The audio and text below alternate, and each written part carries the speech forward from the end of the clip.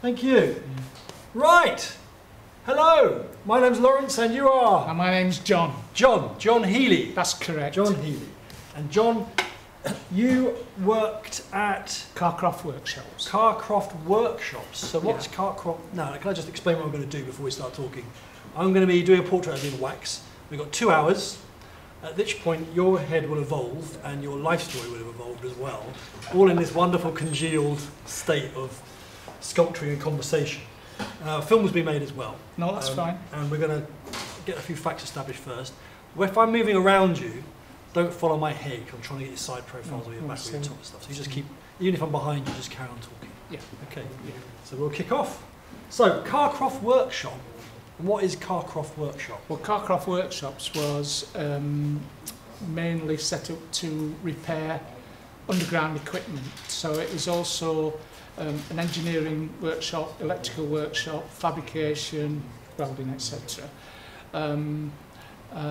Woodworking as well. It was quite a large place. There was about 300 to 400 men employed there, if I remember rightly. Did this service one pit or loads of pits? Oh no, all the Doncaster area pits. Right. So for everything from KB to Hatfield to Hatfield, Bentley, Yorkshire Main, Bentley, and sometimes on the outside as well, just depending on availability of their own workshops. We were fairly unique, I think.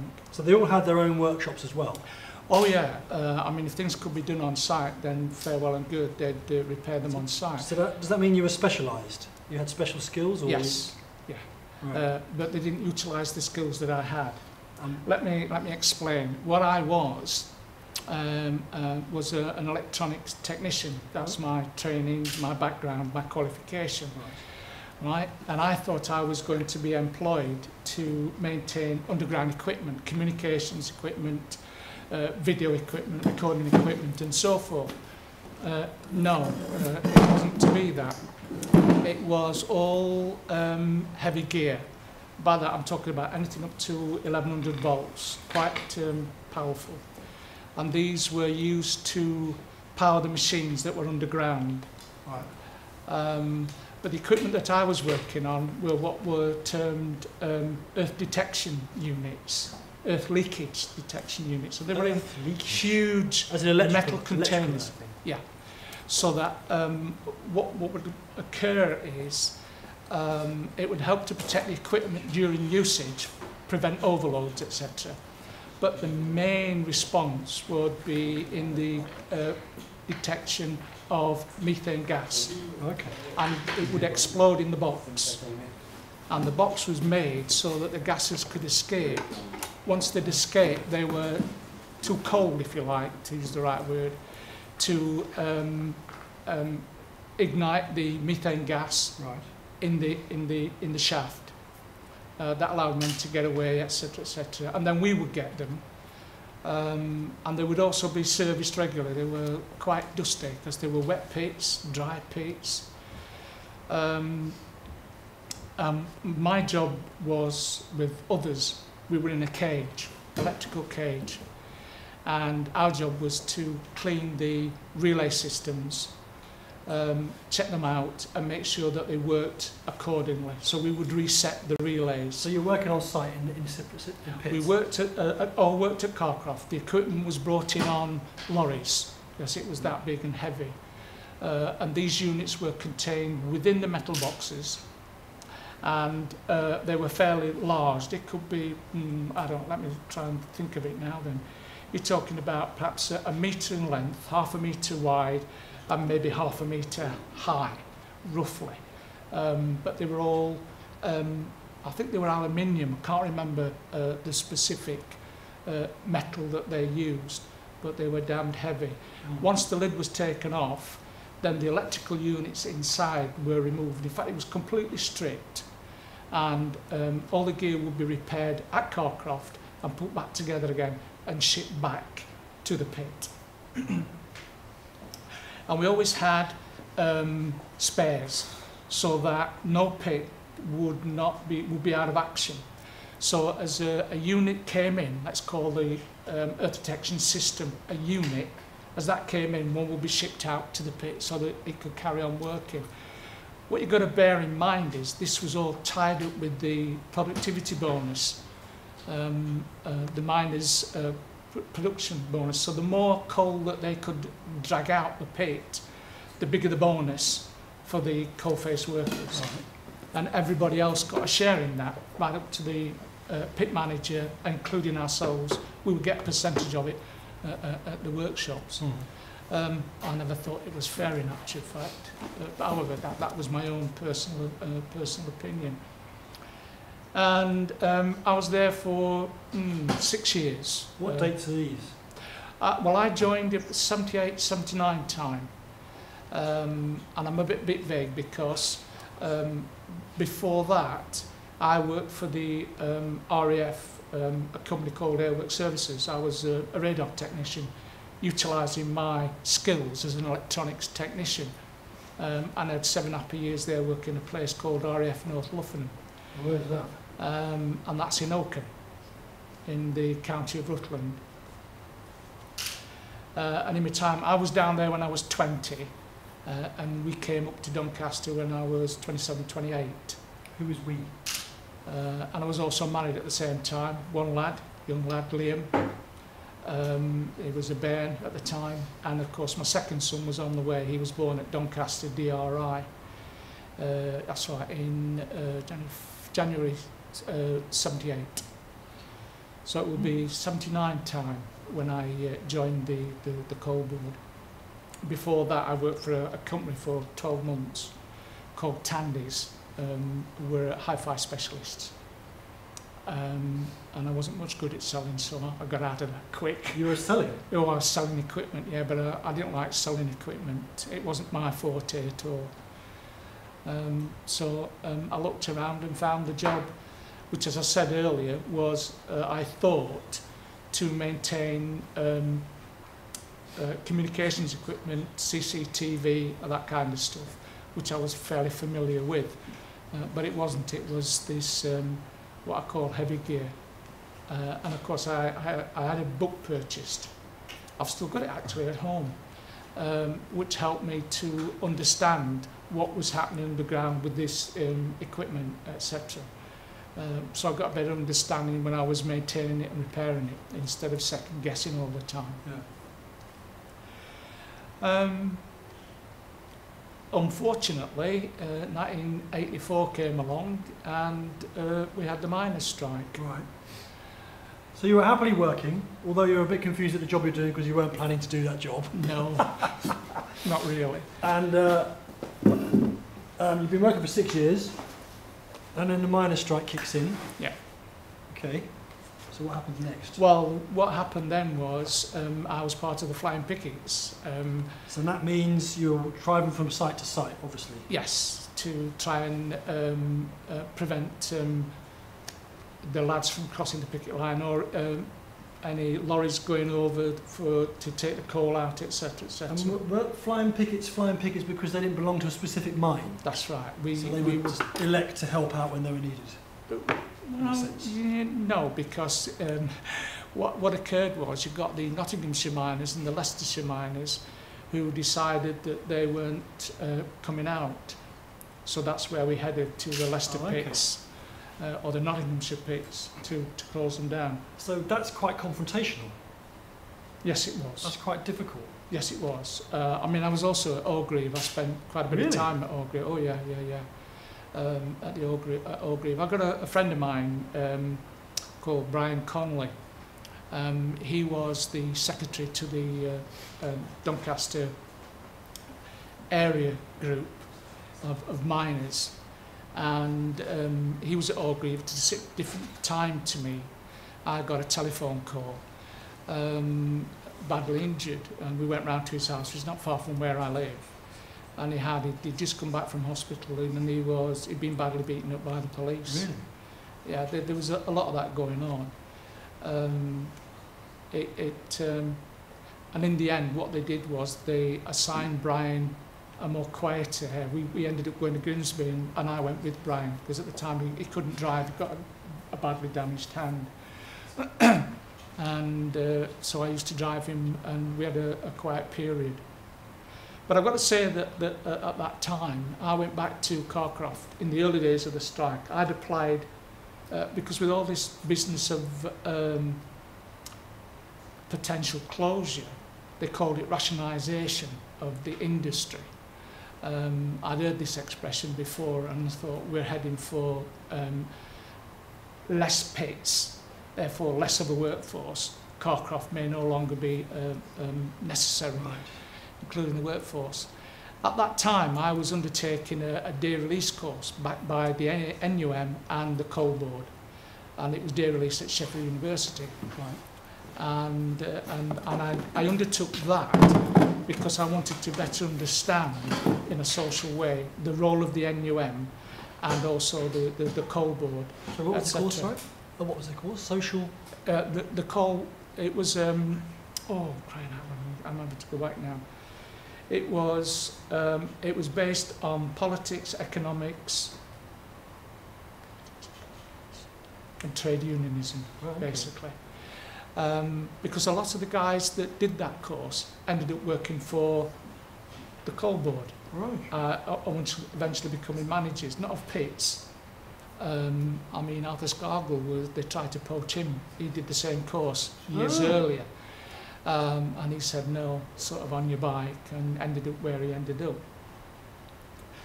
I went back to see one of my tutors, can't remember his name, became MP for part of Derbyshire eventually. And he said, why don't I apply for college, Mature Students' College, Ruskin College, Northern College, New Battle Abbey in Scotland, and there's one in Wales as well. So I applied to them all, and I went and had an interview and eventually got accepted at Ruskin College. So I went to my union again and said I'd been accepted, and they said go. And I participated in the strike in between term times. Gosh. And you were paid to go? They paid you a living wage? Or? No. I managed to get a student's grant, which was payable at that time. And I stayed at Ruskin for 2 years, finishing in 1986. But we were so poverty-struck. We were buying our own home.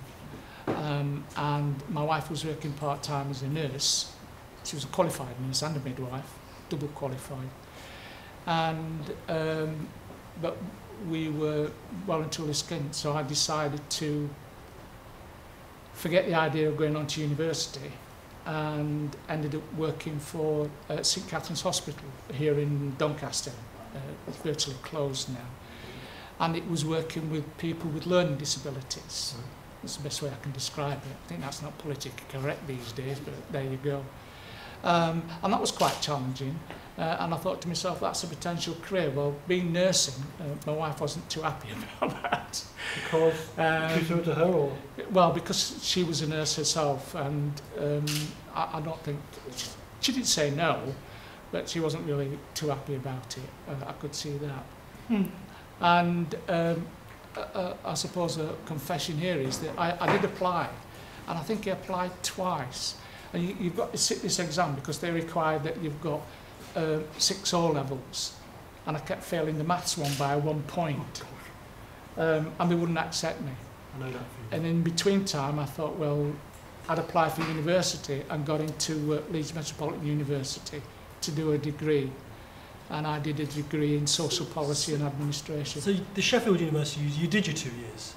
I did, well, the Sheffield University, it was 3 years day release, and I finished that before so you successfully completed that? I successfully completed that. And then you decided to carry on with education? Yes.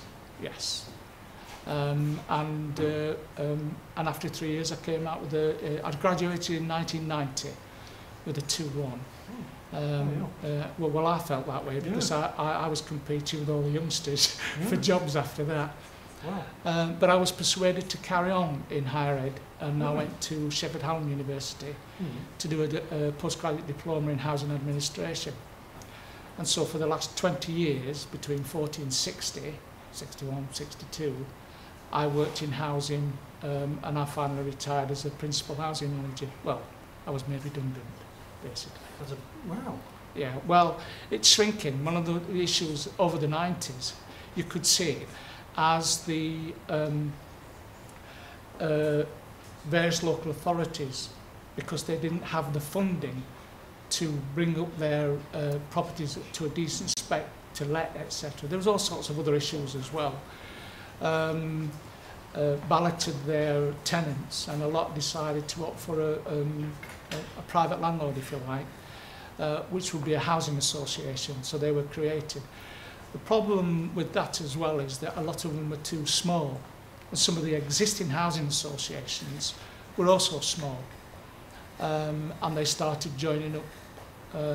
So that what that led to was fewer demands, if you like, for managers, housing officers and so forth. So there was a falling in the demand for those kind of people, qualified or unqualified. And the nature of housing was changing as well. Right. It's changed dramatically. Instead of being a housing officer, you're not just a housing officer, you're a welfare officer, a social worker, a policeman or a policewoman, because you're expected to do all sorts of things as well in order to keep the tenants happy, and also to ensure that there's no antisocial behaviour on the estates, etc., etc. So how big was the estate you were managing?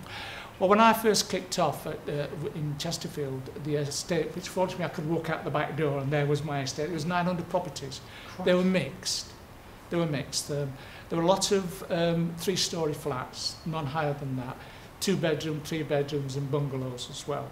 Right. And it was a joy to work on, actually. I really enjoyed it. And I was there for, because it was a temporary position, I was there for just over 18 months. And then I came to work at Doncaster on a contract that was funded by central government, which was to set up tenants and residents associations in the Mexborough area, Conisbrough and Dennerby. And I had some successes there. But when I made inquiries to see whether or not the job would eventually be made permanent or not, they couldn't tell me, so sort of 18 months later I left and got a permanent job and I went to Halifax. Right. So how long ago was all this? This was all through the 90s. I did move around a lot in those days. In the end, I ended up at Scunthorpe and I was there for 8 years. Correct. And your family travelled around with you all this time? No. I commuted from Doncaster. Right. Yeah. I mean, eventually I got a contract through agency. After I was made redundant, I was 60, I thought, well, blimey. And I couldn't get a job. I mean, you go for an interview and you either know too much or you were too senior for the post. I mean, I was even applying for housing officer posts. Well, I could do that standing on my head. Yeah. That's boasting, I suppose. But I knew my job. Managing 900 properties. Yeah, well, more than that and less than that as well. But I sometimes began to think that they'd already got somebody in line for that particular job and probably from within their own organisation. But I got a job at Leeds just before Universal Credit came in. It was all being discussed and one thing and another, and the effects that that's likely to have on tenants, because at that time, if they were on benefits, their rent was paid direct to the landlord, where all that was stopping. Yes. It was going into their account and they had to have responsibility for it. And I thought, well, yeah, that can work, provided, of course, they pay it. And unfortunately, a lot of them didn't when eventually it came in. The authorities? They found that the tenants weren't paying the rent because it was being paid to their account rather than the Gotcha. authority or landlord's account. And I was there for nearly a year, but if travelling up the A1, M62, and several times there were bad accidents and I would be trapped in traffic jams for about 5 hours. Oh, God. I'd had enough, because I'd travelled the M62 to Halifax for nearly 5 years. I just had enough. Yeah. And I've got a lot of sympathy for people that commute on a daily basis. Travelling 40 or 50 miles just to get to work, but that's what they do. Otherwise, they don't work. Yeah. And here I am today. Yeah. I'm working in a way because what you may or may not know is that for the last few years, because I've got a high interest in politics. I'm also a local councillor, so I represent my own area, Bolby South, on Doncaster Council. I've been doing that for the last 3, going on 4 years now, and I thoroughly enjoy it. And I think that's about it, unless you've got any more questions. Yeah. So, how did you get into the council work? Well, I've been a member of the Labour Party for a long time, and even before I became a Doncaster councillor in the 1980s, I was on South Yorkshire County Council for its last 5 years, because Mrs Thatcher decided to abolish it. So I had a taste of local politics then. In actual fact, my ambition at that time, because I was in my early 30s, was to be an MP. And unfortunately, Thatcher thwarted that. How did Thatcher thought that? Because of the striking or the... Yes, because if you want to call it a power base, or your main support, which would be the NUM for me, just disappeared after the miners' strike. What happened to the NUM? Did it... Obviously... It still exists, but it's very, very small, and it's merely administrative now. And it has a bit of an oversight, or I believe it does, where the mine workers' pension is concerned. Yes. Which is contentious at the moment, isn't it? Isn't there stuff going on about the pensions of the miners? Well, the mine workers' pension scheme is, yes. And what's happened there is Tony Blair, he instigated a move whereby the government were putting money in, I believe, into the scheme, stopped putting that in, and it was worth hundreds of millions of pounds, and that money was diverted elsewhere. And currently, that's what the current government are doing. So we've lost about 3 to 4 billion over the last 10, 15 years, which could have been invested for the miners and their successors. God. So that's where the miners are a bit unhappy about the fact that the government aren't paying their whack and they're taking it out. God, yeah. So the NUO is really now charged with dealing with retired miners' welfare? Yes. I mean, you've got CISWO, the Colliery Industry Social Welfare Organisation, that still exists. They've got 1 or 2 coastal schemes where retired miners can go. Usually they're the ones who are ill. So these days, people with Alzheimer's, dementia, or physical disabilities, and they can go for a holiday at these coastal resorts. There's one in Scarborough, I believe. I know the Durham miners have got 1 or 2 in the northeast there. But yeah, it's all to do with the welfare of the miners at the present time in terms of what the NUM do. So you obviously have a high social, your political interest is highly social. Yeah, I mean, one of the things that my degree did, it certainly opened up my eyes in terms of the social deprivation. If you look at what's happening at the moment with this austerity, you've got to see it to believe it, even though they're reading it in the papers. Unfortunately, I see it virtually on a daily basis. Really? Where, people are going into the food banks. I mean, who would have thought 5th richest nation in the world, and we've got food banks, for crying out loud. It's not even Dickensian. No. It's disgusting. And yeah, I was listening last night to the news, and the government was saying, you know, we're the most well-off we've ever been, and more families are in better jobs and the wages are higher. I mean, that doesn't add up, does it? Well, no, it doesn't. I mean, one of the other things is they say that unemployment has fallen, but the issue is you can go and get a job. If it's 0 hours contract, doesn't matter about that. You're taken off the benefits because you've got a job. So 1 week you can earn all the money you can. The following week you're not earning anything because you just don't go into work. It just doesn't make sense. People can't live like that. They can't plan.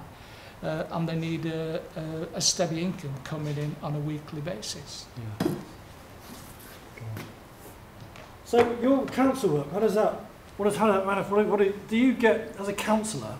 Do you get given a brief, or what is your? Well, as a councillor, I mean, I class myself as a backbencher, but at the present time, I'm on the planning committee. I'm also the vice chair of the Overview and Scrutiny Management Committee. What you've got to try to understand is that for the last 15 years, or more years, the local government for Doncaster has changed from a committee system to a mayoral system. Yes.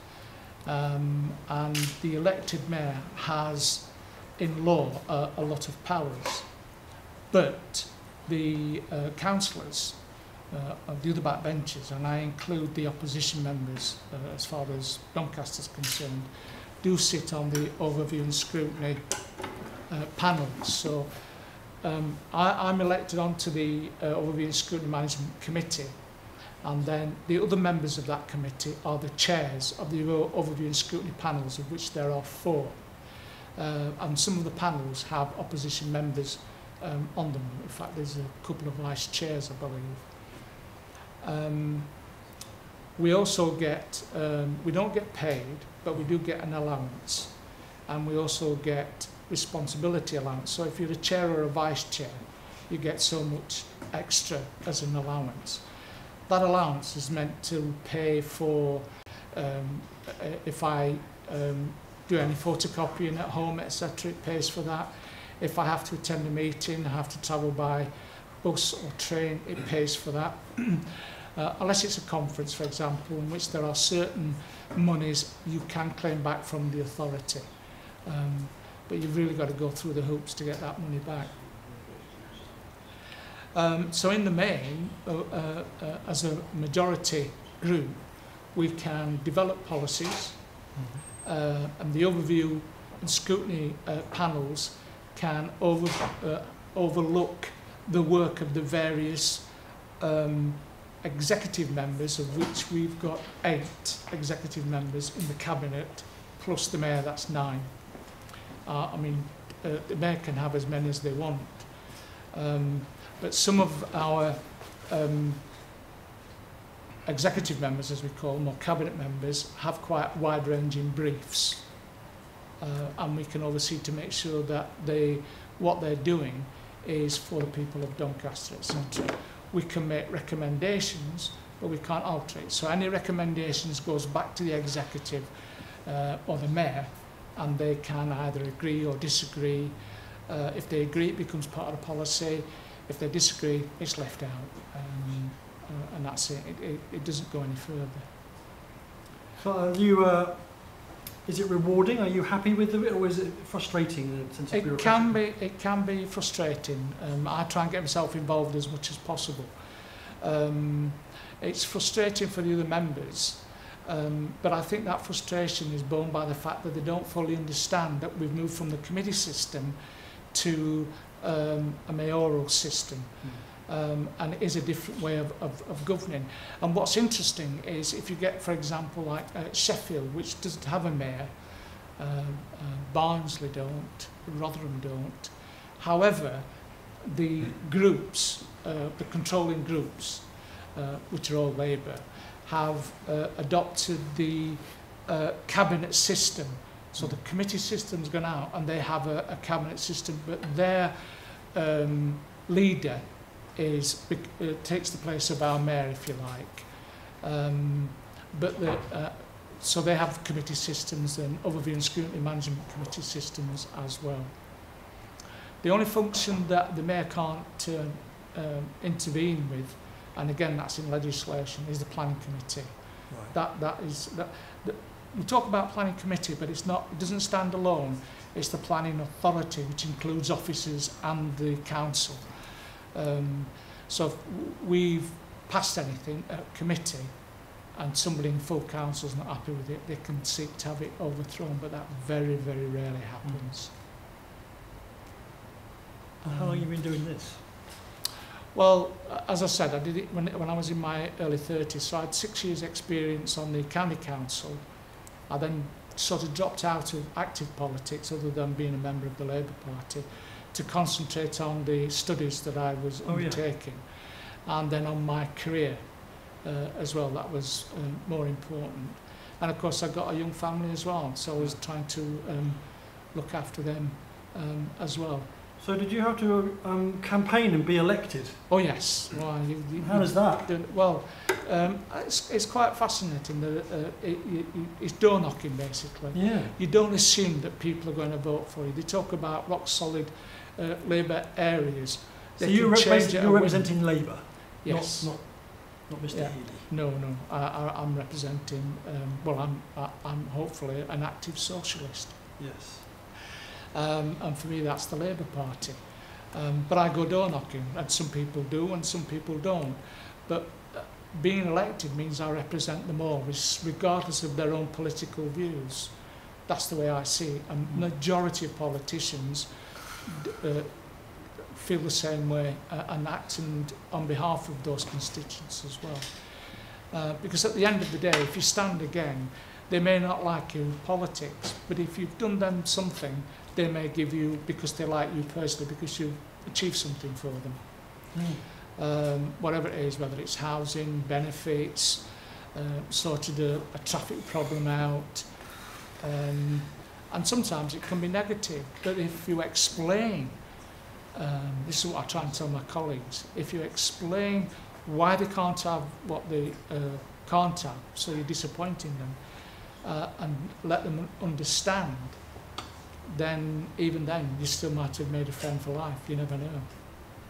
So did you enjoy doorstepping? Yes, I like talking to people. In fact, I often get told off by my colleagues because I'm there at the door for too long. Really? Yeah, it's like you go door knocking and you knock on the door and saying who you are, and that you're here representing the candidate, or you are the candidate, and they're looking for your support. Either the door gets slammed in your face, or they come out with a ream of problems that they've got and they've never been touched, and we only see you at election times. So how do you handle the door being slammed in your face? Well, you walk away. There's nothing you can do. The only way that you can persuade people is through talking to them. And if they're not prepared to listen or talk with you, there's nothing you can do. You've just got to walk away. Gosh. And do you ever feel disillusioned with yes. the role, the job? No, not the role. No, I don't feel the system. Yeah, because there's been over the last few years disengagement between the electorate and the politicians, and I think we need to re-engage with the electorate. I think one of the things as an example, good or bad or indifferent, is the Momentum group. I'm not a member of Momentum, although I support some of the ideas. But that has been done through the media, Twitter and Facebook, etc. And it's kept people in touch, and they've wanted to see a change. And they've now become an affiliated organisation to the Labour Party. And that's what I mean about engaging. And the majority of the Momentum members are quite young, which is very good. What worries me is that the ordinary way, the way that I was inducted into the Labour Party, if you like, seems to be missing. I mean, it may not be Labour. Some people might move over and join the Tories or whatever. But we hope to persuade them to join. It's about being interested in politics, and too much is you can be accused of self-interest. Sometimes there can be a bit of that. There shouldn't be. It's. Did you come from a political family? No, not really. No. So where did your interest start? Right, I was 14 years of age in 1964, so tells you my age now. Nearly, I've got to work it out now. Yeah, 68 I am, all right, so you don't have to work it out. But in 1964 I was reading we were living in a place called High Green, just outside of Sheffield. And with your family? With my family, with my mum. Can we just find out who your family were? So what were they? There was my mum, my dad, and there were 5 of us actually, 5 kids. Right, crikey. but we originate from Ireland. Okay. Yeah, Well, although my your- mother's English. Your father's Irish. Yes. Okay. Did you? And you got strong connections with Ireland? Does it continue? No. I know where the family were from, the Galway area, and Mayo. But if I went over, which I have done, taken the family over, I wouldn't know where to look for family at all. So back to 1964, and I was reading the Star, and Harold Wilson had just won the election. I said, "Who's this guy, Harold Wilson?" So that's when my mother explained what the situation was. Wow. And she told me she was a Labour supporter. I got a clue what it was. Although it piqued my interest, it was no more than that. And I left it until I was 6 years later, when eventually I joined the Labour Party. I was in my 20s. And joining the Labour Party meant to you, was it an active joining, or was it paying a subscription and getting on with your life? No. It was active, but I was down. I joined in Rutland, and of course that's a very conservative area. And the reason I'd done that is because I'd recently joined a union, the old union, ASTMS union, and there was a gentleman there, I can't remember his name, who was a union organiser, and he was very much into the Labour Party and encouraged members to join the Labour Party. And I thought, well, in for a penny, in for a pound. I can always leave if I'm not happy with it. Yes. But by that time, I think I got pretty much shaped in my own mind, and my experiences of my parents were we should be helping people, not knocking them down. And I didn't fully understand capitalism then. But capitalism isn't the answer. And we know that from recent years with privatisation. It doesn't work. When the banking system collapsed. Yeah. Well, yeah. And they're talking about we could be heading for another one. I don't know about that, but there you go. But that caused an awful lot of problems. And of course they blame Labour for it. And in actual fact, it wasn't. The banking system was the greed of it was worldwide, it was global. They were just too greedy. And the bottom fell out of the market at that time, as far as I'm concerned.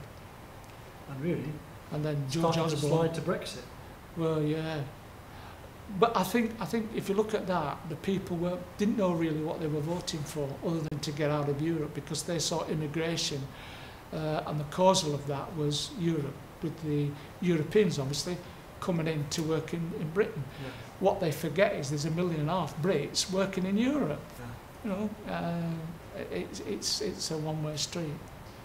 And unfortunately, it's the generation that voted to go into Europe in the 1970s, when again Harold Wilson renegotiated Ted Heath's deal. But it was explained to us, and I was all for it.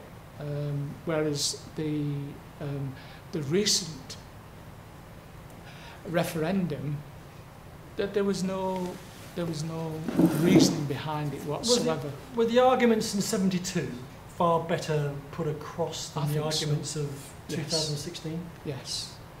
Yeah, you understood what you were going into, and it was also Europe was evolving. We had to accept that. All sorts of things were going to be happening, and I think some things didn't happen fast enough. And the reason for that is that I think the politicians here didn't take a hold of Europe and rattle it enough. All they wanted to do was, where the Eurosceptics were concerned, and the Eurosceptics within the Labour Party as well, wanted to take back control. That's all it was about. So they frustrated whatever Europe might have done. If, for example,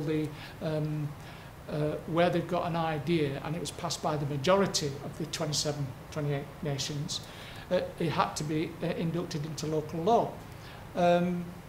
That didn't get through. Britain was totally opposed to that. And again, it depends which party's in power as to what goes through.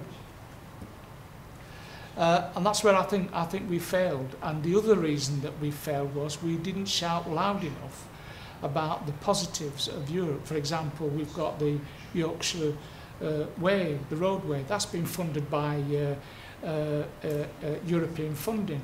We've had the A630 set up and the bus lanes through. That's been part funded by European funding. There's a lot of the infrastructure and new buildings that we've got going are part funded through European funding. And people might say, well, when we get our money back, we'll get that. Well, if that's the case, why aren't we getting it now? If you look at what's happening within London. I'm not saying that they don't need this new underground railway and connections, etc., connectivity. But if you look in the north, what's happened in the last 10 to 15 years, even under Labour? Not a lot. Not a lot. The northern powerhouses? Well, that's a George Osborne thing as well. And again, they want an elected mayor. I believe in the Yorkshire way, if you like. But what I want to see there is regional government, not an elected mayor. Okay. For what reason? Because it's more localised and more focused on issues? Yes. And how can the mayor, it's like the mayor of London.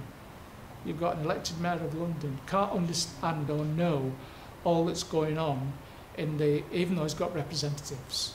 I appreciate that. But I think that if you've got local representatives in a regional government, I mean, it's John Prescott's situation in the 80s and what happened there when he took it round, 90s. And the North East rebelled against it. We're not having. So the only places that got regional government was Northern Ireland, Scotland and Wales. England didn't get anything. Yeah. So what do you think of the political class now, compared to 1972? Well, I'm not going to say that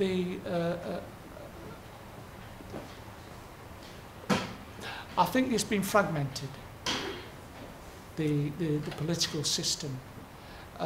If you look at the Tories as well as the Labour Party, I see the Tory Party where there's a lot of, what would you say, middle managers and now members of Parliament, working class, if you like. And if you look to the Labour Party, it's swung to a certain extent the other way. Not entirely. Yes, there are a lot of people there who are very well educated. Some have been to private school, etc. I'm not saying they're not socialists. But in terms of when you're wanting anything radical doing, which is what I think this country needs, it needs a radical shake-up, such as that's been proposed now by Jeremy and John McDonnell, you wouldn't normally get. And I think that's the combined with the break, if you like, away from the people that you're representing. They let's see, they just don't see anything at all that's for them at the end of the day. When people go and vote, you ask them why are they voting. They either believe in the party and what its aims and objectives are, or it's about how much money they can get back in the pocket at the end of the day, which is understandable, but it's the wrong reason. But there you go. That's it. That's fascinating. So Corbyn was a good development. Momentum. Why did you not join Momentum? Well, I might do eventually. What you've got to be careful of is for me, is who's in power where, and who can make progress and can stop you if you're not careful. And you don't have to. You might say things. You may not know these people. It's difficult. I mean, the issue is like. I'm not saying things happening now in the same way. Where you get the NUM and we'd have pre-meetings, so we knew which way we were going to vote on various topics, etc. And that's the fear, that Momentum may very well have pre-meetings, pack the meeting out and vote it accordingly, one way or another way, etc. And those days we've managed to get rid of. To me, it should be open debate and allow people to vote accordingly on the basis of argument. Yeah. And does that happen in the borough and the council chambers? Some would say yes, and others would say no. It depends upon your viewpoint. It also depends what your background is as well, because that shapes your views. It's and it's trying to pull it all together so that you're all singing from the same song sheet. You may not quite like it, but at least you're singing from the same song sheet.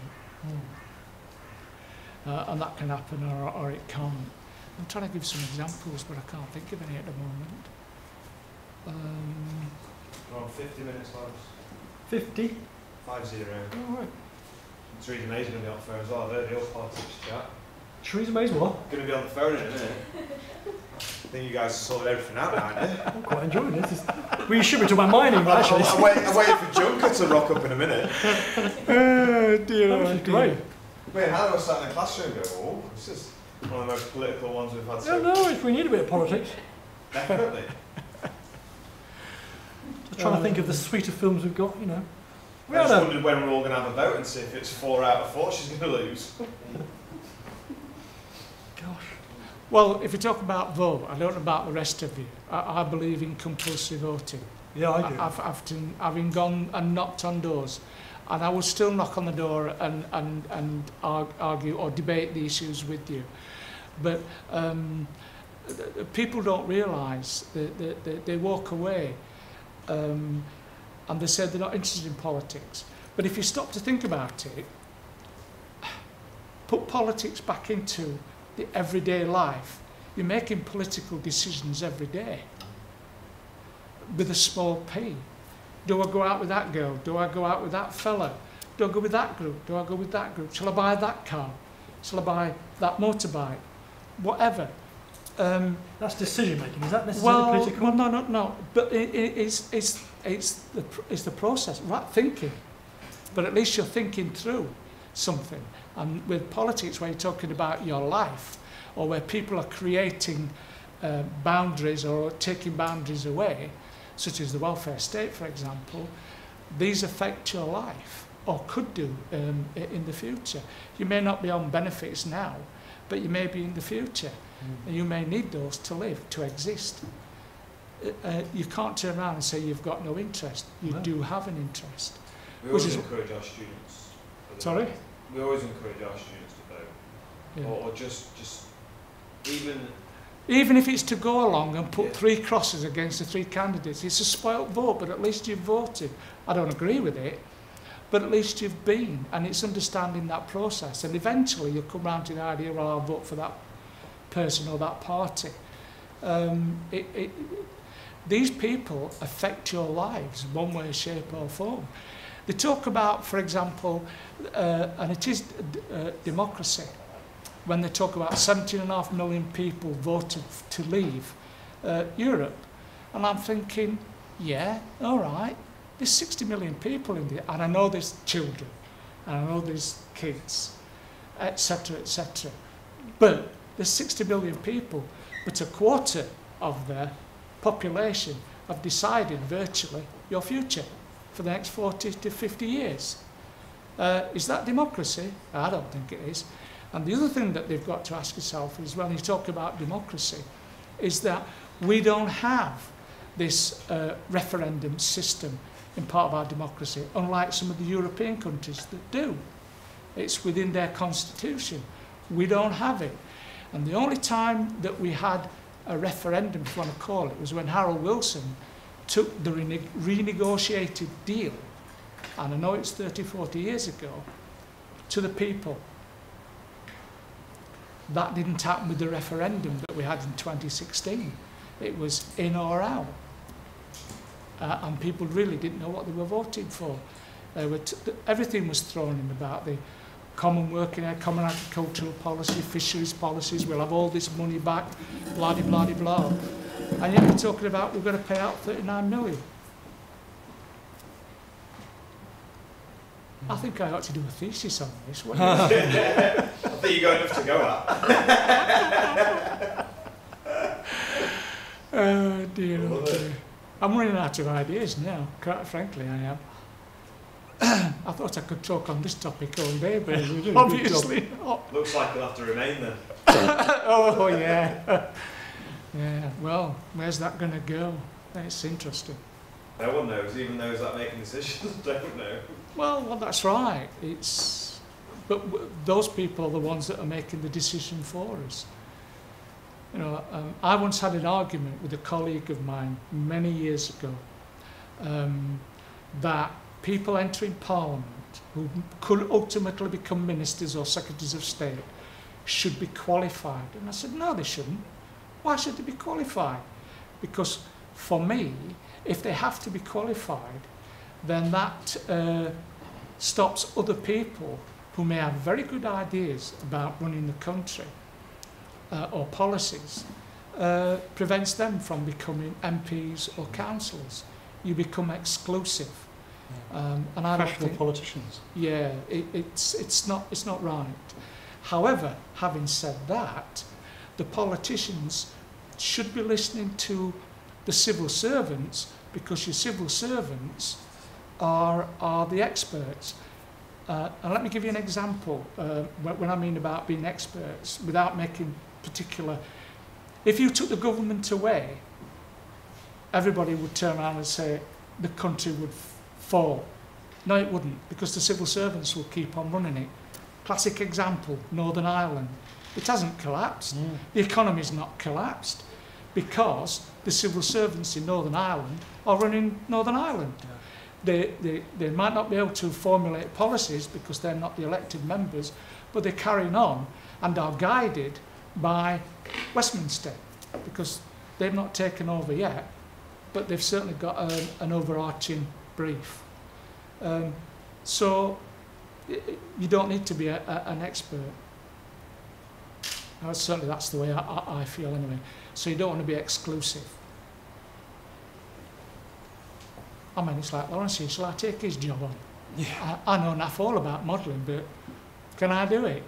And the only way to do it is to try it. I'm not, I must admit. Or train. Well, there's that as well. Was it 4 or 5 years? God. For Laurence, about half an hour, I think. But you don't stop learning though, do you? No, that's what I was trying to... No. Yeah, it's very difficult to actually ascertain how long... I'd never done this until I'd done this project. So it's very difficult to say, you know, you don't sit around college. But when I see what you've done, you've worked in clay and other materials as well, and then created bronze or other metallic sculptures. It's a learning process. Absolutely. And I don't think any of us stop learning. Right, where would you like me to go now? Well, I was interested in the culture of flying picketry. Flying pickets? Yeah. So you're going down to Leicester in Nottinghamshire. Yeah. From the craft works. Was it? Well, no, we eventually we used to meet up at Brodsworth, just outside Brodsworth. Right. There's a bit of an old garage there. I don't know if it's all gone now. I mean, it's so long ago. And the flying pickets, we used to meet there, crack of dawn, and 3 or 4 cars loaded up with miners, and we'd shoot off for a particular pit in Nottinghamshire or Leicestershire. But obviously, over time, the police knew where we were, but they would step further back in the countryside and start stopping us. I was stopped many a time. I mean, I used to be on my own and have a couple of guys in the boot of my car. But they'd taken the numbers down. We couldn't get through. So once you get to the mine, well, you don't know anyone there. You're not like you've got. No. Well, what would occur there was we'd park up somewhere close by, and then go to the mine workers' entrance and identify ourselves as flying pickets. I mean, you might get some of the local lads there who'd agreed with the strike, were on the picket line, and of course most of their mates were crossing the picket line because they didn't agree with the strike. And to be honest, even from an early day, if the vast majority of miners had wanted to cross the picket line and go back to work, They could have done. Why didn't they? And I think at the end of the day, it wasn't about money that we were looking for. In other words, we weren't striking for a pay rise. We were striking for the industry, the jobs of present-day workers and the future workers, apprentices, sons, grandsons, and so forth. And within a matter of a few years, it was all wiped away. I mean, at one time, we thought that the Tory party was going to go for 20 super picks. But even that was scorched. But coming back to the flying pickets, we tend to go prepared. So we used to take our own food and drink. And if we had the sympathetic miners at the pit, they knew where that we could get food, etc. Or we used to go to the miners' houses to use toilets if we had to, etc.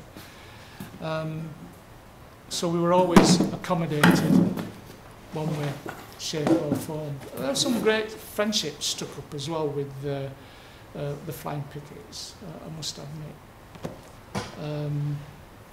There are, even today, there are those miners who cross the picket line, if they've not moved out of the area completely, are ignored by the villagers. It's usually in the village areas, the small towns, and if they've not moved out, they're not spoken to, they're ignored, etc. Even today, after all these years gone. I've sensed it through this project. Yeah. There's definitely a feeling hanging over. There's still a lot of camaraderie as well with the strikers as well. Oh, I mean, I've come across one or two of the guys that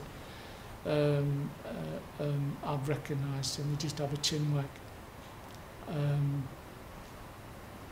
And that's it. And we used to meet up occasionally in the trades club. Well, of course, the trade club's gone now, unfortunately. Although it's reopened under new management, but not as a club as I recognise it. So we all meandered down to, we got home an invitation, thankfully, with the Irish Catholic club. Used to be an Irish club, but that's long gone. And I think a lot of the lads will sign up there in the new year. Because I don't think this new pub as it is, it's just a pub, it's not a club. So, Right. but yeah, but the flying pickets, I mean, if I remember rightly, originated with the, I can't remember the guy's name that owned the Sun, and he sacked everybody because he wanted non-unionised labour, and I remember... Wasn't that Murdoch? Murdoch, that's it, the Murdoch Empire. And that's when really the flying pickets took off. They all came down from Yorkshire, Wales, Scotland, to picket down there. I think that's when the flying pickets sort of took off and carried on with the miners' strike and any others. I mean, we'd all help one another. There was a very great reluctance by the TUC to call the general strike. They didn't want the self-same situation that happened in 1926. So, and at the moment, I think the unions are not in a very strong position at all. The legislation's still there. If you think about what's going on in Paris at the moment, the kind of way that the French are rioting, the way that, you know, the rubbish that's happening. But that what I find, and what I like about that, it's spontaneous, and it is the public at large, and it's old and young. It affects them all. But you wouldn't get that here. The only time that occurred here, and it started in Scotland, was Thatcher's hated poll tax. Yeah, it was. And the Scots carried the Brits with them, in effect, because that's where it was starting. Yeah. And they didn't want it. And the Brits realised that if they didn't join the bandwagon, it would hit them. Yeah. And ultimately that's what they did. And that's when the council tax came in. Yeah. They've still got a problem with local government funding. Tomorrow's going to be interesting. That's when we get to know how much funding we're going to get from the fund that's distributed by central government. Tomorrow. Yeah. Because that'll be lost in Brexit shenanigans, won't it? Well, not for us it won't, No. because we want to know how much we're likely to be getting, because our budget is based roughly around what we think we're going to be getting. If it's a lot less, then there are some serious decisions that have got to be made. More. Well, we're not down to, although we could be, the skeleton, but we're not far off. We're not far off. If you look at Norfolk, heading towards bankruptcy, and they had to get the Secretary of State's authority to sell off their headquarters so that then they can rent it back. What a load of rubbish. Why don't they give them the money in the first place to bail them out? But they won't do it. Won't do it. And this is what's happening, they're selling all the assets. And I think that's a betrayal of generations past. Yeah. Even the affluent people who were donated things for the people, like libraries, etc., swimming pools, they've now all gone, just about. I think we've got 2, maybe 3 left in Doncaster. Can't be wrong. There's Attic. There's the one in the town centre which is no longer used because there's concerns about the building. Swimming pools. We talk about. And there's one at Eddington, swimming pools. Yeah. It's the facilities that people can use, which is why you get all the gangs on the streets, I think, because there's nothing for them to do. All the youth clubs have gone. So. Well, you're doing well. Good. You've got an interesting head, as they say, in the trade. Ah. Well, if my mother was here, she'd turn around and tell her, well, he did try to change it when he was 3 years old. I was on we were living in Ireland, obviously, at the time. Oh, were you? And, And I was on the settee, top of the settee, curling on the settee. I don't know how far off, and of course, I went off. I've still got the scar on the back of my head. Really? Yeah. Blood everywhere, according to my mother. She wasn't best pleased, I can tell you. Oh dear. So how long did you live in Ireland for? I was 5 when we eventually left. My dad, mum and dad came back to Sheffield because obviously that's where my grandparents were. Okay. My father was 21 years older than my mother when they married. They married at the end of the war. They met in London. Because my dad was in the army. Well, my mother was in the ATS as well, which was women's army, if you like. But my dad being Irish, not long after they married, they moved to Ireland and they were there for 7-8 years. But it was difficult getting work, particularly after the war. What did he do there? Well, he was trying to set up his own business, was Dad. And really, he wasn't really a businessman. Well, I don't think so anyway.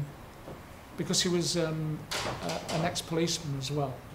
So he ended up in security. He eventually became Chief Security Officer at Bassett's Liquor Store, all sorts, on Bewley Road in Sheffield. So obviously the family moved over and we sort of integrated. We never went back to Ireland, but I did. My sister did. She went over for a holiday. She got a pen friend. Bernadette is her name. Not my sister, Sister Cathy. Used to write to Bernadette for years. And I went over not long after I married. Took my wife Linda with me. We went over to show some of the sites that well, I couldn't really remember, but what my mum and dad told me. We did a bit of tour of Ireland for a fortnight. Nice. I've never been. I was one of the desperate to go, actually. It's one of my kind of bucket lists. It's you ought to go, but my son was over there recently. He was there on a stag do, and he says it's expensive. Now, last time we were there was in 2010, where we went. We went in May that year. Went for a fortnight. But yeah, it's quite expensive now. So, yeah. Well, we're going to notice that more, aren't we, with the European thing? We're going to notice expensive Europe. Well, if it all goes through, we've got to wait and see. I just hope we don't, but I don't know. they keep talking about the referendum and its democracy and all that jazz. And I'm not so sure as well whether or not, if they took the deal back to the people, whether or not they'd vote for it or not. I still think it'll be a 50-50 split, one way or the other. I don't think it'll change. Yeah. I don't think opinion polls say that everyone's still of the same mind, really. Well, that's right. They've done opinion polls here in Doncaster. And Doncaster voted, I think it was 72% to leave. 72? 72, yeah. It was a lot, it's quite high. Yeah. But I think that the referendum was used to hammer the Tories because they were fed up of austerity. Yeah. I mean, it was sort of 5 years, 4 or 5 years into it.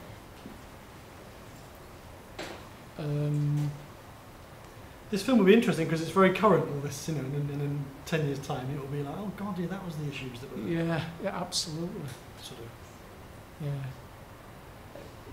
Yeah. I think it'll carry on for some years after as well, because you've got people coming home from Europe that are still there, and what their rights are likely to be when they come home, and they might be told they've got none.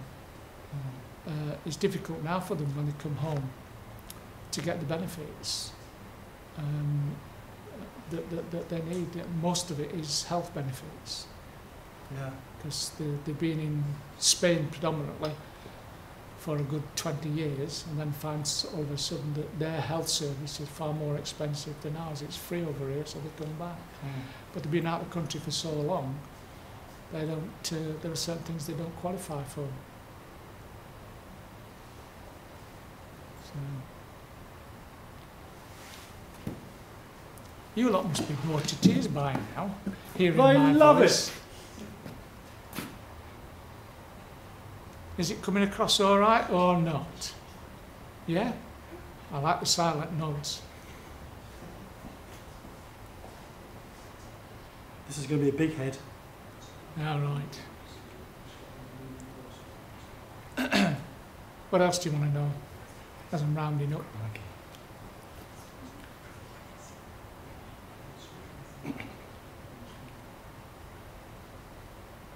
I've got to concentrate on this for a minute.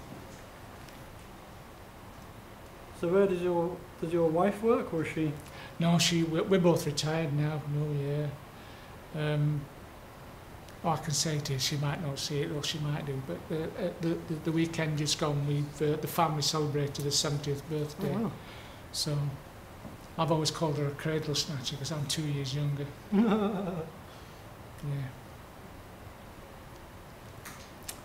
Lovely lady. I wouldn't have got where I am without her. She's really dedicated. Looked after me. Doesn't mind being a political widow. Is it that time consuming? Yes, I mean, I try not to. I mean, there are some evening meetings that obviously I have to attend. Some she can come to if they're party meetings. Otherwise, if it's to do with the council, then no. And if it's not open to the public, then no. And apart from that, she's got her own things to do, so that's what she does. Cracks on with it. And how long that will carry on for, I don't know. I must admit, I've suffered with health over the last 12 months, so that's got to come into question at the next election, whether or not I stand again or not. Right. But that decision's not been made yet. How much of your time is spent working in the council? I mean, are you there every day? No. But I consider myself available 24/7. Even if somebody comes knocking on my door, I don't turn them away. If they've got a problem, I listen. And more often than not, there's something I can do. Sometimes it's got nothing to do with the local authority at all. So I signpost them to the agency or whomever that they need to be dealing with. But that nobody comes knocking at my door, very rarely. I get a telephone call, or it comes via email. Right. There's a lot of that these days. And whilst I like new technology, the problem is how can I put it? I like the face-to-face contact. I mean, it's no good me not being here for you to do what you're doing. Yeah. You couldn't guess what I look like. And I think sometimes you can ask questions, you get the answers, and that leads on to other things. And you can sort of problem out there 5 minutes flat, or you've got to go away. But at least they're assured that A, you're interested, and B, positive or negative, you'll go back with a response of some kind. And what are the main issues people come to see you about? Usually it's antisocial behaviour, or they've got problems with neighbours. One of the increasing issues now are the private landlords, where a lot of properties now in Bolby are being purchased to let, not purchased by homeowners that want to live there. So increasingly we've got problems with antisocial behaviour. And sometimes that can involve the neighbourhood teams who are council employees. I work with them. And sometimes it can involve the police because it's a more serious matter. And this is basically noisy people or vandals or street corners? Or no, well you've got everything. You've got drugs as well, knife crime. There's been a couple of gun incidences as well, or incidences involving guns. Thankfully no shootings, but guns have been cited. And unfortunately the appropriate people have been arrested. I mean, one of the things that I get as an elected member, I get a regular feedback from the police and the neighbourhood teams as to what's happening in our area and the surrounding wards as well, because what happens in my ward can affect another ward. With the ability to move around locally and nationally, a crime can be committed on your doorstep, may not be from criminals that are local, but are from London, Scotland, Wales, or another county, because the mode of transport and the motorways. I mean, Doncaster sits at the crossroads of a lot of motorways, so fast in, fast out. Yeah.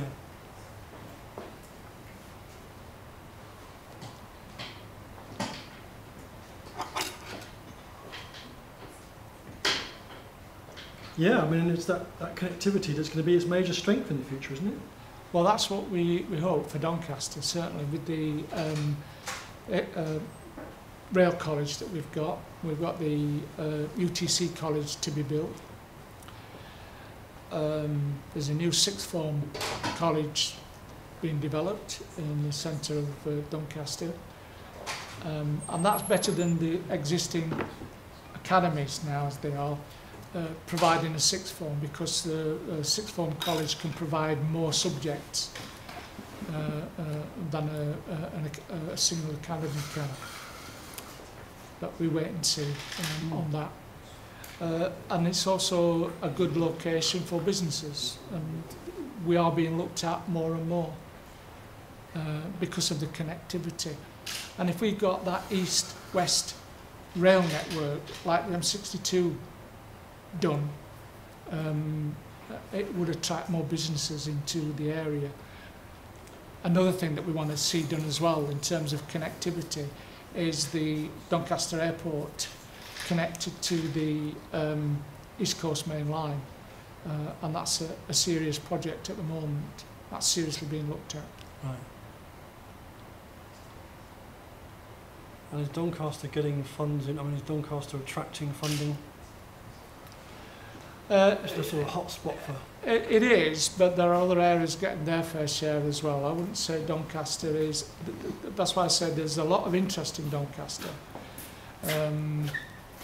But one thing that we are concerned about, obviously, is Brexit. That's going to have an impact, without a doubt. But we don't know which way yet. It's got to wait and see situation. It could be our strength, or it could be our weakness. We don't know. I mean, on the council, we've looked at the potential impact of Brexit on businesses, on leisure services, on the council as well, what effect it could have. But they're scenarios. We've got to wait for it to pan itself out. It's a lot of time spent. Sorry? A lot of time is spent working out sort of hypothetical. Well, that's right, which means officers aren't doing the job that they're actually, well, it is part of their remit, but there are other projects that can't get done because of that. But when you talk to councils, they want to know, is the council ready at all? Well, we're as ready as we can be in terms of Brexit. I mean, how could it affect a town like Doncaster? Well, the lack of investment is the biggest thing. From Europe? So you're losing employment. You also get a potential migration of your workforce, particularly the good workforce, those that are IT skilled with specialist training. They will gravitate to where there is work, which for most is south. London and the South East. That's where the money is. What's stopping them at the moment is the high cost of housing and the cost of living as well. But then Brexit will change everything. It might just be the link in the chain that snaps and they gravitate south. I mean, it's interesting at the moment, there are approximately 4,000 people who work in the south that travel from the South Yorkshire area. Oh, really? On the east coast. Oh, yeah. On the train? On the train. Predominantly on the train rather than on the... Some are down there for the 5 days, come home at weekends. Some travel on a daily basis. It makes it a heck of a long day for them. But they're earning good money down there, so you can't blame them. But the cost of living, buying a house in the north, is much cheaper. And the other thing that will affect is you've got this college. What we're hoping is that a lot of the students that come here will stay here. There are future workforce with the skills that they've got. But we could lose them. Yes. And whether or not Doncaster College remains viable or not remains to be seen. So we'll just have to wait and see. Jesus. It'd be interesting to see whether or not Doncaster Colleges has got any views on Brexit. Well, not views, but preparations, preparedness. Yes. I mean, especially now, it's also linked up with North Lincolnshire College. That's right. As well. A lot of responsibility. Fascinating. I didn't know so much doubt in this system. Sorry. No, it's all right.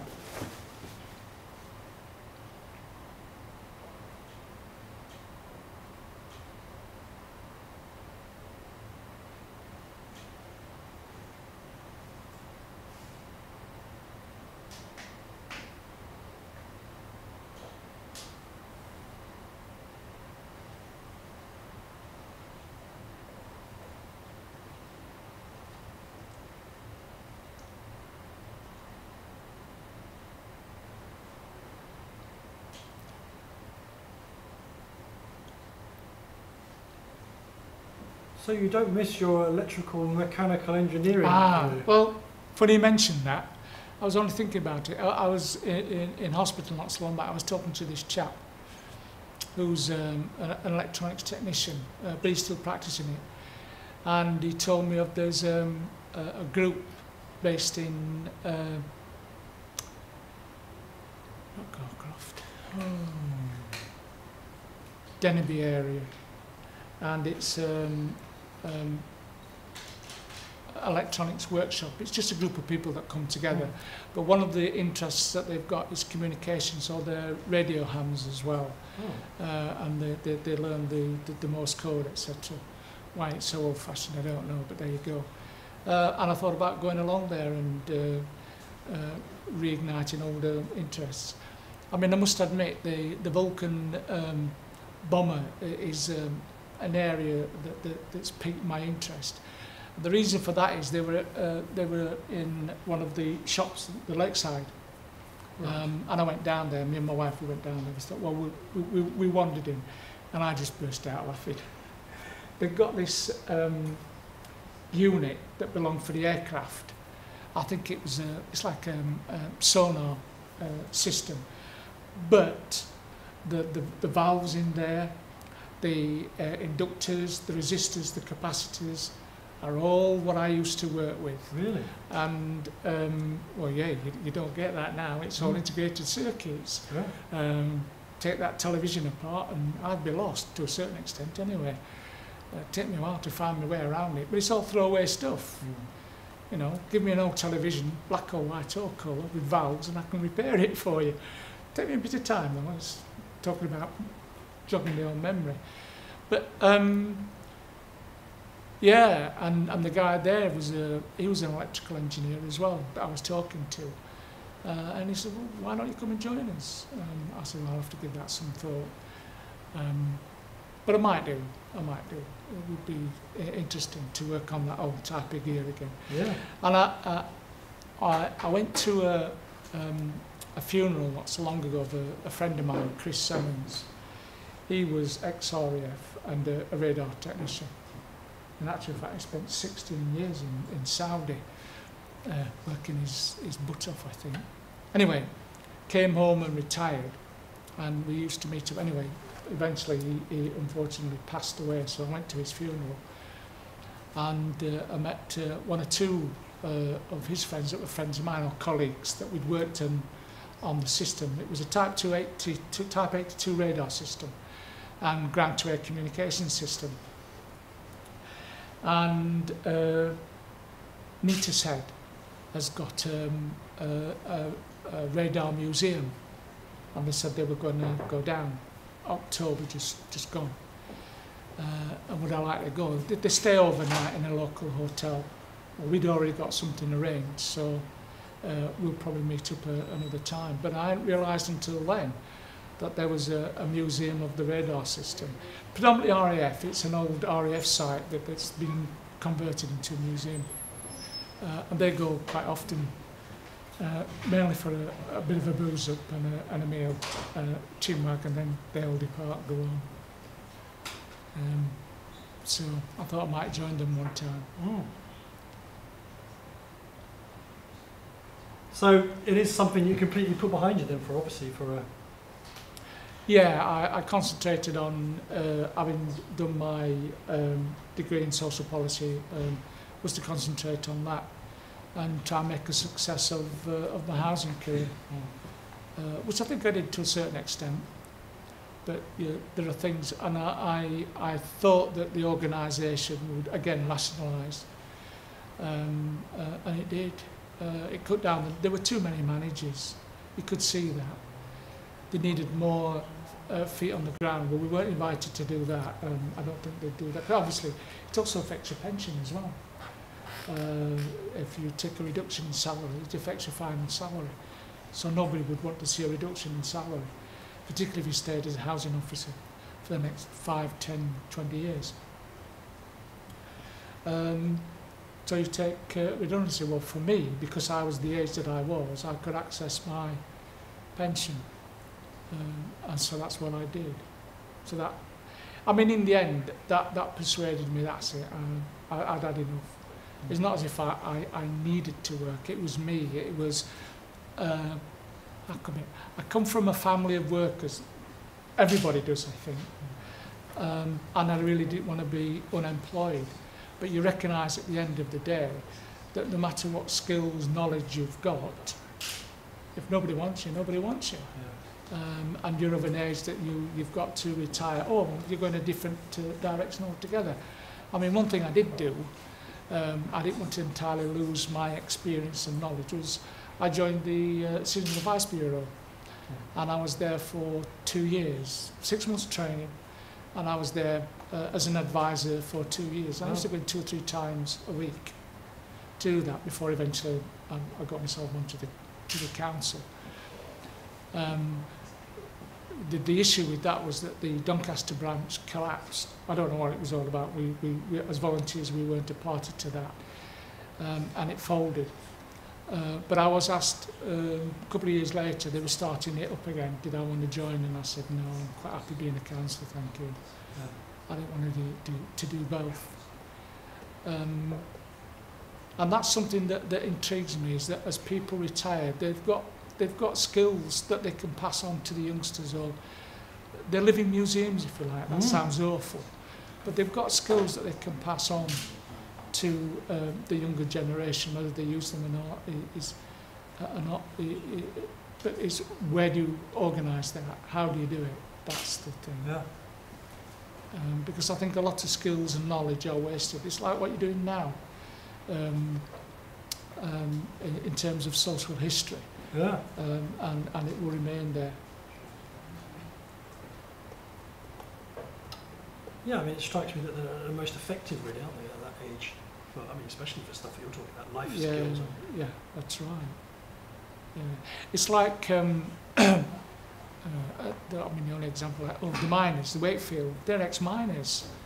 And they're the better ones to pass on, because some of them worked at the pit, or they've worked at other pits, and can pass on that to the youngsters, what it was like down there, good, bad or indifferent. I mean, some people enjoyed their working lives down there. I mean, I had an uncle. He was a Bevin boy. He wanted to join the forces at the outbreak of war, and he was one of the few, well, the many. They were conscripted, if you like. Conscript's not the right word, but he was told that he was going to be working in industry. Fair enough, it could have been the steel industry. Sheffield, he was living in Rotherham. But no, he was sent down the pits. And unfortunately for him, he came out coughing and spluttering. He got the lung disease. His lungs were a third full of dust. But instead of sacking him, they turned him to be a lorry driver. So he carried on working for the NCB as a lorry driver. But he lived a few years before, unfortunately, he died of a heart attack rather than chest infections, etc. And it's funny that, because my wife at Tickle Hospital nursed ex-retired miners who were suffering with pneumonicosis, and it's a painful death. And they will be dead, and they were still fighting compensation claims. We had this with the first one today. And they didn't get it. His father was 100%. Yeah. Yeah. Yeah. And to fight for and he had TB as well, so he had TB. Having TB reduced his compensation by a third, because he had another disease which wasn't. It was just ridiculous. Yeah. Yeah. There's no fair play at all whatsoever. No. 30 minutes left. It looks amazing, by the way. Well, that's the first time he's ever said that, so. God. How shocked was your face then? That's a bit like my wife saying, God, you look nice tonight, Laurence. So, what? That never happened before. Oh dear. Well, I like a good beard. Yeah. But it's there's white fingers as well, where people are. There's noise that they're talking about. That affects everybody. Noise in industry and deafness. Yeah, it's incredible. I mean, it's one of the main conversations. The illness. Number one is how much fun everyone had and loved their work and loved the camaraderie. That's just universal. Next one is usually injuries and pain. And the third one is illnesses. Yeah. There was one of the electrical inspectors. It was a lovely fact. He used to work at Bullcroft Colliery, and he was typical of people working in heavy industry. Even in the mills, I think you probably got the self-same there as well. And when Thatcher decided what she wanted to do was to reduce any potential opposition to closing the pits. So what she did was she would bribe the miners by giving them huge redundancy packages. And so that's what she did. And this guy was called into the office, and he was 2 years off retirement, and they said, you can go with your pension, and you can go with redundancy pay. Oh yeah, well, how much am I getting? And he got a lot of money, right? He was over the moon. That poor lad went 6 months later, dead, heart attack. So he didn't live really to enjoy it. And he hadn't reached retirement age at 65. But what killed him was the fact that he wasn't working. Yeah. And well, not working, but it's the routine that you're in. Because I must admit, for me, retiring or accepting retirement, it took me a long time. Well, it sounds to me as though you filled your life with incredible kind of public service, and you found ways of dealing with retirement. Yeah, yeah. I mean, if it was all to stop tomorrow, I think I could walk away quite happy, because I've reduced my expectations, if you like. In what sense? In the sense of what you want to get out of? Out of life now. I just want to think about just me and Linda. We've got a caravan, so we like to go caravanning. And we could do that a lot more, go around and see places that we've not seen. Yeah. In the UK or Scotland, for that matter. Ireland. Or Wales. Oh yeah, yeah. Well, I've tried to persuade Linda to go and live there. I'm going back a few years. In Ireland? Yeah, yeah. It was affordable then. Wouldn't be able to do it now. The 3-bedroom house, you know how much the flipping rent is in Ireland? It's €1,900. Do you think how much you've got to earn to pay for that? It's ridiculous. And I hadn't realised that the homelessness in Ireland is far worse than it is here. It's not the same numbers because there's far fewer people, but in terms of proportionality, it's ridiculous. And I just don't understand it. Well, I was amazed. I had a job in Switzerland, and my assistants, when I delivered it, they came out with all the receipts. They'd had, 2 coffees and a just croissant, €19. They'd had a meal out for 2, bottle of wine, 2 courses, £180. The costs, unbelievable. So they must be earning that amount of money. Well, they've got to be, because if they don't, they just don't leave. Which makes me think, when we do eventually come out, and that does take off in that direction, how are we foreign travel and all that sort of stuff is going to be... Well, I've not been down to London for decades now. Really? But, oh yeah. Why is that? Well, I've been down, I was down in the early 80s a few times. I was down there on behalf of the council, attending 1 or 2 conferences and things like that. Or the county council, as it was then. And I found it expensive then. Right. I also purely down to expense that you don't go, or? No, well, I also think that Londoners are quite rude as well. I was wondering if you would go down for your culture and or you get it all up here. Well, you might laugh at this, but we had the Royal Ballet people up here. What we did, one of the committees used to be the Culture Committee, Recreational Culture Committee. And they brought the ballet up north because the people can't go south. Brilliant. And the marquee was laid in the Hillsborough Park because my wife and I went. Brilliant. I'm not into it, but I thought just for the experience, and did you know, I thoroughly enjoyed it. Really? Yeah.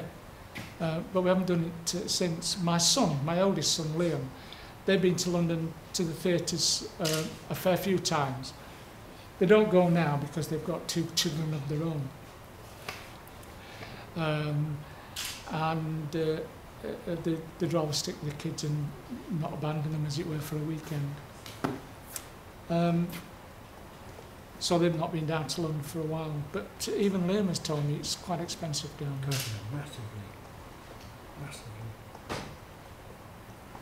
I didn't mean to think that there was, that's where culture is, but sometimes it's where, the big productions arrive.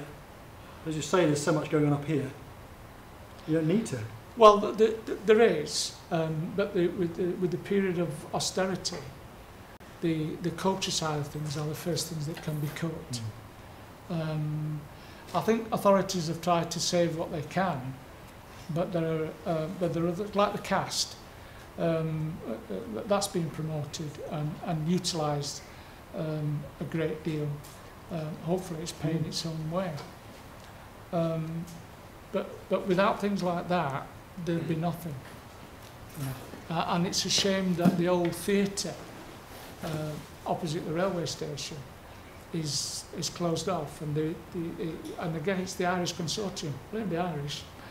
It's an Irish consortium that own the French Gate, Right. and there is a group of people that are trying to refurbish the old theatre and have it reopened as a theatre. But it's just not being done, and it's falling to rack and ruin. Well, I suppose with cast, it probably is not enough room in the town for two theatres, isn't it? Well, that's what the argument is. But you've got the city of Sheffield that's got 2, 3. Plus, vibrancy comes, doesn't it? Well, the thing for Sheffield is, this is why we need an actual university. There are 2 universities there. Yes. And it's a vast difference. My 2 boys will tell me that. They're always telling me that. Move to Sheffield now. Whether we will or not, I don't know. Are you loyal to Doncaster? Do you have a loyalty? Yes, I do. I mean, I've lived most of my life in Doncaster. So, yeah. And what are the main attractions of Doncaster?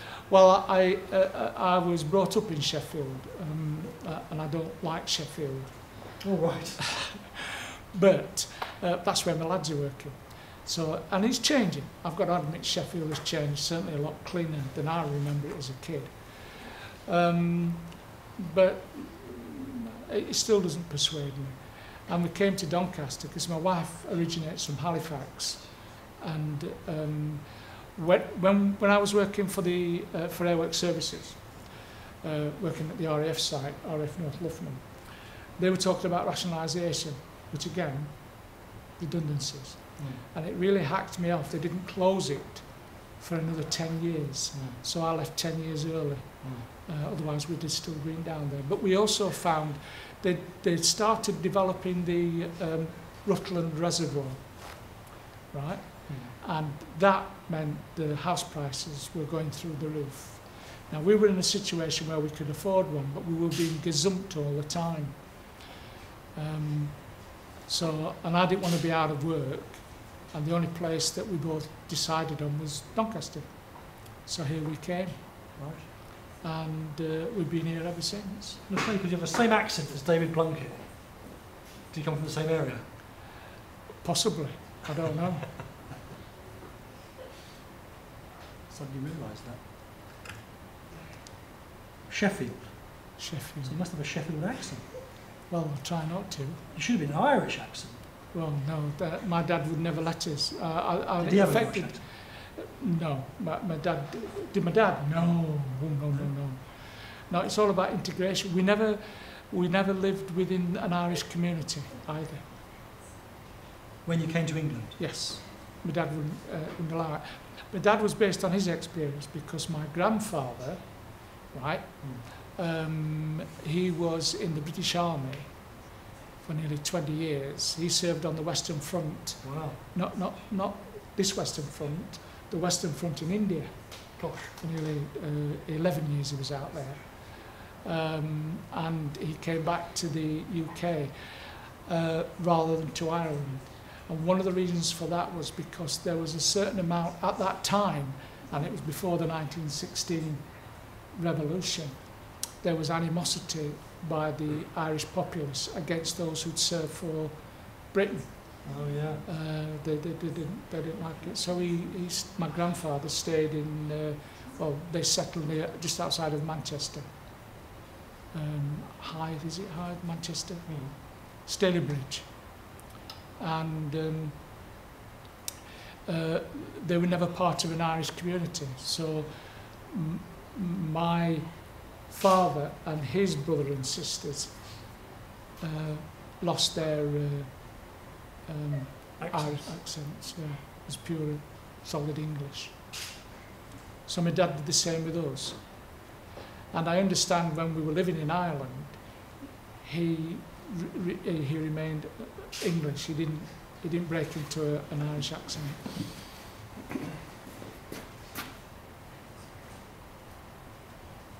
What was the time, did you say? He's not there, is he? 15 minutes? To go? Yeah. That was when he was last in, or is it what we've got now? That's what we've got now. Okay. He's lucky I can try to smooth him out. Have you run over time yet? There's no choice, you can't. So it's very, very challenging. You know, the second one today was very challenging head, and I could have done another hour. So you've done 2 this morning? Yeah. Have you got another one after 5 o'clock? I've got one. It's 3 tomorrow. And then, You ran? me? Yeah. No. Did I? Heard a time check, yeah. Oh yeah. Looks brilliant. Oh, that's good news. Thank you. It really does. You tell us if it's not. He gave me advice last time. That was a bad Same. sign. Do I get a photocopy of it? You get a plaster. Do I? Yeah. Oh, You get a plaster as a present. And your head is in the sculpture. is it? Yeah, it'll be in Oh, the actual excellent. sculpture. Well, I didn't know what you were doing. I knew you were doing so many, and I didn't know if you were making a choice of the choices. No. There's going to be 40 heads in the sculpture, and you're one of them.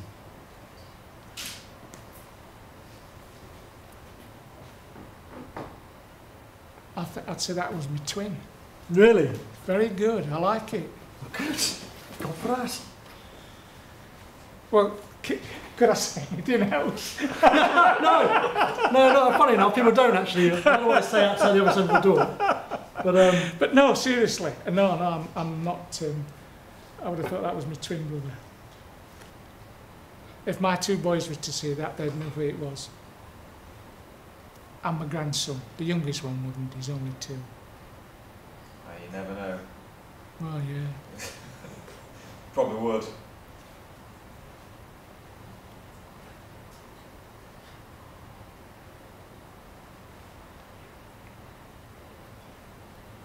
Well, I've got 15 minutes to bugger it up. I don't think you'll do that. Getting width in heads is the hardest thing. Often end up thin. Yes, I think that the challenge for you is that everybody's different. Yeah. God, yeah. There's no standardisation. Thank God for that. Well, the interesting thing is, I'm only doing this project in a sense with my son. Was reading a book on Rodin, and he said that Rodin went to Calais when he was doing the burghers of Calais and did loads of portraits like this to see if there was a physiognomy, a facial similarity to the citizens of Calais. And so in a sense we were trying to do that, but there's absolutely no similarity at all to any one of these heads. Well, you don't know until you try. Yeah.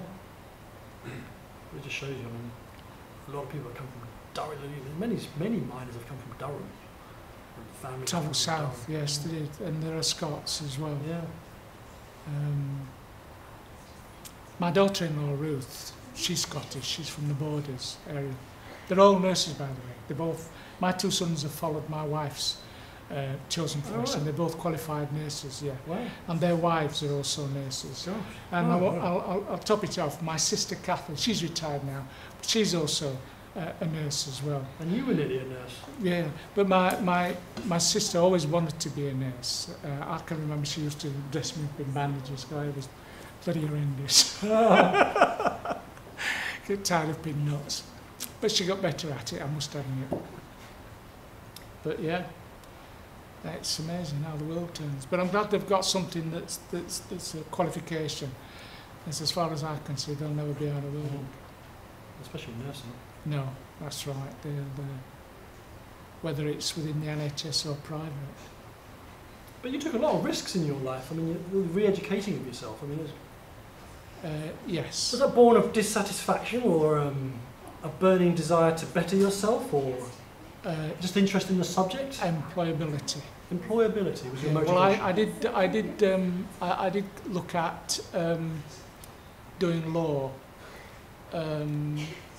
but the way that my politics went, and of course I had a word, I can't think of his name, this tutor. Social policy was much more my line, and also my 2 years at Ruskin as well opened my eyes a little bit, so perhaps veered me away from law and more towards social policy. And in actual fact, I've still got quite a few of my books, and I've fed up reading fiction, and I like Roman history, so I've got fiction and fact mixed together. Really not good, but however, it's fun. But I've thought about going back to my books and reading those, particularly now that I'm 2 to 3 years in local politics. But what's of interest to me in terms of social policy is the development of policy under a mayoral system, Yes. because it's different. How is it different? Well, the civil servants, the local civil servants, react differently. To the mayor herself? No, to the mayoral system. Okay. Everything's geared to the mayor, whoever it is, whoever gets elected. It's the mayor's budget, for example. Right. Nobody else. I might disagree, or the majority of councillors may very well disagree, but we can't kick it out. We can't change it. We can make recommendations, even going through council you can make recommendations. This occurred by the Labour group, when Peter Davis was the mayor, before Ross Jones. Totally ignored. Didn't have to do anything. The local officers, or civil servants if you like, don't have to listen then to what the opposition have got to say. And is that a good thing? Well, this is the problem with mayoral system. So you say it's better? I think committee system is better. It could have been improved, but one of the reasons that they got rid of it and brought in the mayoral system, or Tony Blair felt, because it was under his administration that it came in, and then it was up to the local authority whether they changed or not, and we had a local ballot on it, and everybody decided, yeah. The problem was Donegate. Don't like to mention that, but Donegate was a big influencing factor. Yes. Was the corruption by local councillors. Some got sent down, some just got fined, and they were certainly barred from public office from 3 to 5 years. And that's the shame of it. That's why I say the system should have been looked at and tidied up, rather than changing completely. Because you can you have an incorruptible mayor? I don't know. Only time will tell. I mean, where did Blair get this idea from? America. And they've grown up with that system. That is their system. They even elect the local sheriff, crying out loud. But it works for them. And every 4 years or 5 years, if they're not happy with the sheriff, they get rid of them. And it's one reason why the Tories brought in the PCC. It doesn't work. It's costing more money, not less. And now they want the PCC to run not just the police, but the fire service as well. Ridiculous. And again, the PCC is fairly autonomous in his own right, or her right. So what's the PCC? Police and Crime Commission. So it's so when you go to vote, people don't know really what they're voting for. It was meant to allow the community, you or me, to stand. But in the end, whilst there were individuals that did stand, it was the political parties that took the majority of the votes between them.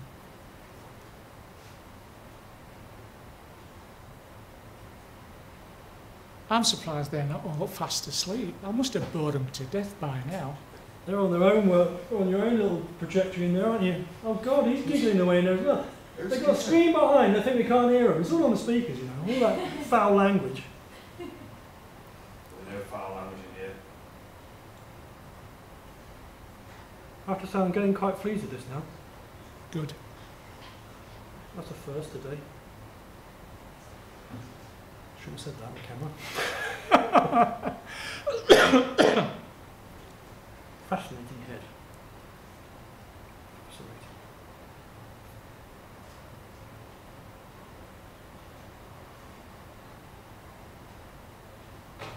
But is it always been body parts that you've been interested in? Yeah, Look at I do the human body. I do the male figure. Yeah. I don't do the female because I'm not one, and I do like that kind of. When I'm making my own work, as it were, I have to relate to it, Yeah. and I can only relate to my kind of physicality. Yeah. Like they're imaginary bodies. I make imaginary men, basically. They're not from life. There's a lot of life works. You can see I do all this sort of thing, but this I don't consider to be. I love doing this, but you know, when you're expressing your own feelings, I'm not copying you, for example. Yeah. I'm making it up in my head and I'm related to it in another way. So then it is the male figure that I work for.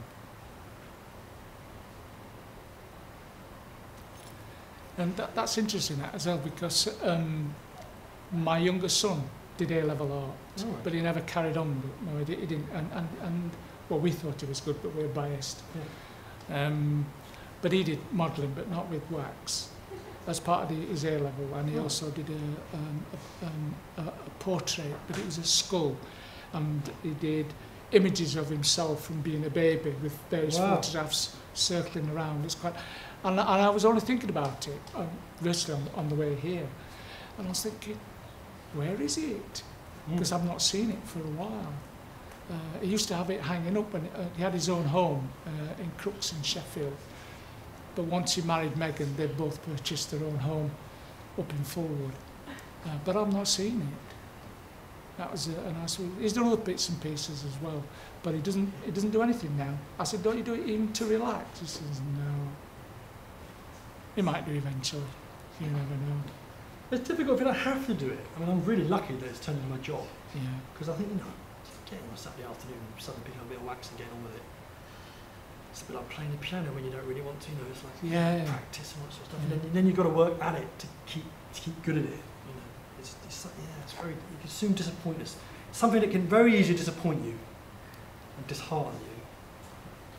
And if you're not being forced in this scenario, like for example, I'd never do this. I'd never ever entertain doing 3 of these heads. You know, I don't do. When I did this, I thought, oh, this is right. I've got it in my family. I've got to go home.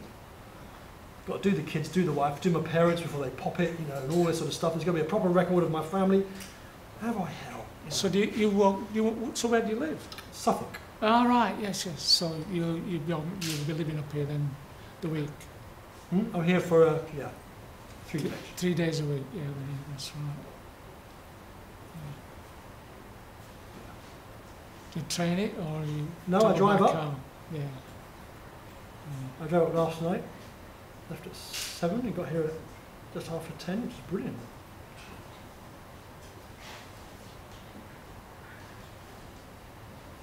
Great beard. You're a hipster. The trendiest one we had, well, Danny. Not these particular areas, I like having trimmed. I was 21, 22. I had a goatee beard. Oh, really? Yeah, for years. And then for some unknown reason, I didn't buy myself any razors to do the shave off the sides, etc. So I sort of let it grow. And sort of never looked back. And the only time I shaved it off, well, I'll be honest, I'd not long got married. And I shaved it off, and my wife says, that goes back on. Really? She says, that's how I found you, that's how I'll keep you. No, she didn't want me to take it off, so I never have done. I know. Have a good time. You've been tinkering for about half an hour. I'm enjoying it, I'm just relaxed. Steer of Enjoying the chat. I don't mind a bit of overworking. Only had half, it's only 2 hours. Can't believe it's saying you can overwork it now. Mike, When I saw it about half an hour ago, I was like, it's brilliant. who's the guy that runs Glastonbury? What's his name? Oh yeah. Mike.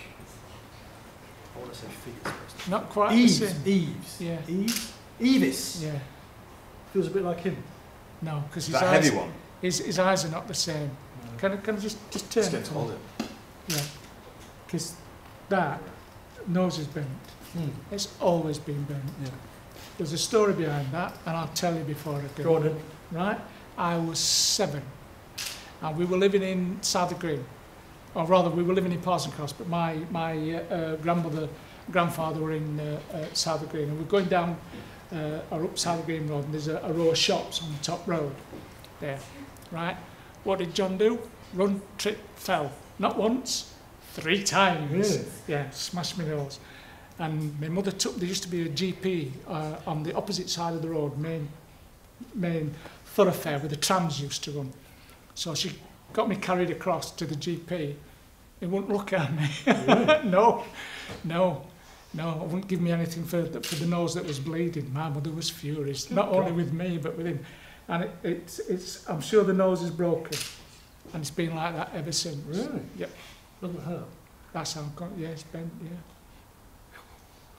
7 I was. What an idiot. Look at you. Because if you looked at my brother, Kevin, and Michael, unfortunately, he's dead, they've got straight noses and they're slightly bigger. So I think I've got I call it a cute nose.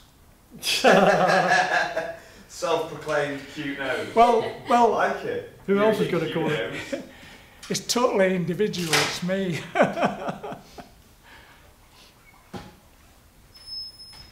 Thank you. We're back. Brought his I umbrella. think we're done. Modern man. Right, brilliant. I'll begin to enjoy myself. That's a bad sign.